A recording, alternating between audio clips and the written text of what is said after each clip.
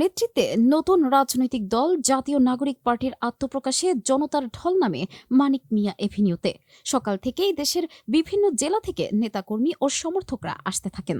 বিকাল ৩টার পর থেকে মিছিল নিয়ে সংসদ ভবনের সামনে জড়ো হন তারা। সবার কণ্ঠে একটাই প্রত্যাশা, পরিবারতন্ত্রহীন, দুর্নীতিমুক্ত, সমতার বাংলাদেশ।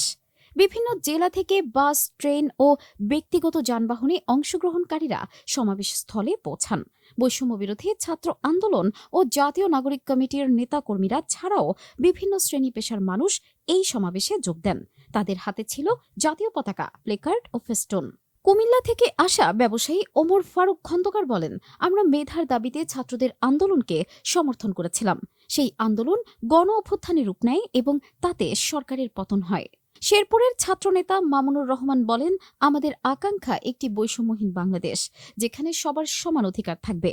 বগুড়া থেকে আসা শিক্ষার্থী তানভীর তুষার বলেন, আগের সব রাজনৈতিক দল আমাদের হতাশ করেছে, এবার ছাত্র সমাজের নেতৃত্বে নতুন রাজনৈতিক শক্তি গড়ে উঠেছে।